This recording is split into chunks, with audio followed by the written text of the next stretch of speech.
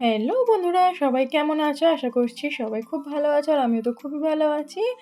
আজ হলো 25th December, যে দিনটাতে সবাই পিকনিক করে। সবাই মিলে পিকনিক করে, অন স্পটে গিয়ে পিকনিক করে। তো আজ আমরা করব ফ্যামিলি পিকনিক। তার জন্য সবাইকে বসিয়ে দিয়েছি আনাজপাতি কাটতে। সবাই আনাজপাতি ওদিকে কাটছে, এদিকে আমি কিশমিশ ও কাজুটা ভিজিয়ে দিলাম। আর এদিকে আমার শাশুড়ি মা চালটা বসিয়ে দিচ্ছেন ভাতটা করে নেওয়ার জন্য।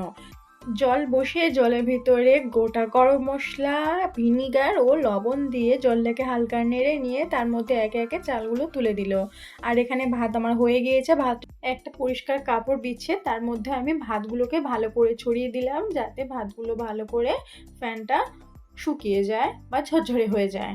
আর এদিকে আমি কড়া বসিয়ে দিয়েছিলাম, কড়ার মধ্যে দিয়ে দিলাম রিফাইন তেল আর 2 চামচ ঘি দিয়ে হালকা নাড়াচাড়া করে আমি এখানে দিয়ে দিলাম গাজরগুলোকে দিয়ে ভালো করে কিছুক্ষণ নাড়াচাড়া করে তারপর এখানে বাকি উপকরণগুলো মানে বাকি সবজিগুলো আমি অ্যাড করব। তোমরা তো অনেক রকমভাবেই ফ্রাইড রাইস খেয়েছো। আমি যেমনভাবে তোমাদের দেখাচ্ছি আমার এই রেসিপিটা বাড়িতে একবার ট্রাই করবে। কোনো ঝামেলা থাকবে না, চটপট তোমাদের ফ্রাইড রাইস হয়ে যাবে এবং স্বাদ হবে দুর্দান্ত। তারপরে এখানে আমি দিয়ে দিলাম কেটে রাখা বিনসগুলো দিয়ে ভালো করে নাড়াচাড়া করে আমি এখানে অ্যাড করলাম ক্যাপসিকামগুলো আমি একটু পরে দিলাম, যাতে ক্যাপসিকাম প্রথমেই দিয়ে দিলে ক্যাপসিকামগুলো আর চিহ্নই পাওয়া যায় না। এই 25th ডিসেম্বরে আমি আগে কত পিকনিক করেছি সবার সঙ্গে, আর এবছর ভাবলাম চলো ফ্যামিলির সঙ্গেই পিকনিকটা করে নেওয়া যাক। সেই জন্য আমি বাড়িতে আয়োজন করে ফেললাম পিকনিকের। সবাই ওদিকে বসে আছে, গল্পগুজব করছে, আর এদিকে আমি সুস্বাদু ফ্রাইড রাইস বানাতে ব্যস্ত। 25th ডিসেম্বর চলে গেলেও আসছে 1st জানুয়ারিতে তোমরা এরকমভাবেই বাড়িতে পিকনিক করে নিতে পারো। তারপরে আমি এখানে দিয়ে দিয়েছিলাম মটরশুঁটিটা দিয়ে ভালো করে নাড়াচাড়া করে এখানে অ্যাড করলাম কাজু ও কিশমিশ, যেটা আমি আগে থেকে ভিজিয়ে রেখেছিলাম সেটাই ভালো করে ধুয়ে আমি এখানে অ্যাড করে দিলাম। সমস্ত সবজি আমার এখানে ভালোভাবে ভাজা হয়ে গিয়েছে। আমি এখানে একে একে একটা থালার মধ্যে সবজিগুলো তুলে নিচ্ছি। তোমরা একেবারেই এখানে রাইসটা ব্যবহার করতে পারো, কিন্তু আমার রাইসটা অনেকটা বেশি হওয়ার কারণে আমি দুবার করে রাইসটা করে নেব। সেই জন্য আমি সবজিগুলো একটা অন্য পাত্রে তুলে নিলাম। তারপরে যে তেলটা কড়ার মধ্যে রয়ে গিয়েছিল তার মধ্যেই 2-3 চামচ মতো ঘি দিয়ে ভালো করে একটু নাড়াচাড়া করে দিয়ে দিলাম গোটা গরম মশলা। হ্যাঁ জানি, গোটা গরম মশলা আমি ভাতের সঙ্গেও দিয়েছিলাম, আরও একবার দিলাম স্বাদের জন্য।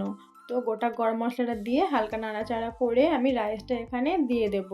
আমি যতটা রাইস করেছিলাম তার একটা ভাগ আমি এখানে দিয়ে দিলাম, দিয়ে ওপর থেকে ছড়িয়ে দিলাম গোলমরিচ গুঁড়ো, আর দিয়ে দিলাম চিনিকে আমি একটু ভালো করে বেটে রেখেছিলাম। তোমরা চাইলে গোটা চিনি ওখানে ব্যবহার করতে পারো, তো আমার সুবিধার্থে আমি এখানে গুঁড়ো চিনি ব্যবহার করলাম।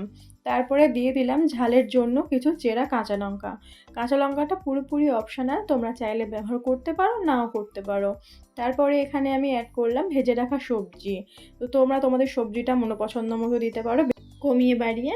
তো সবজিটা দিয়ে ভালো করে আমি সবজিটাকে হালকা হাতে ভাতের সঙ্গে মিশিয়ে নেব।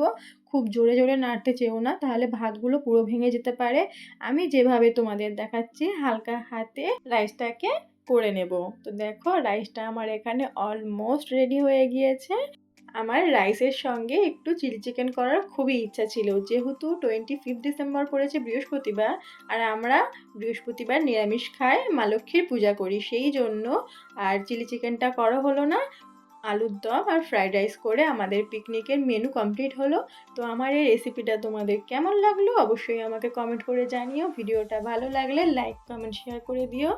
আর আমার চ্যানেলে যদি নতুন বন্ধু হয়ে আমার এই ভিডিওটা দেখে থাকো তাহলে সাবস্ক্রাইব করে আমার পাশে থেকো। তোমরা সবাই ভালো থেকো, পিকনিক করো, টাটা।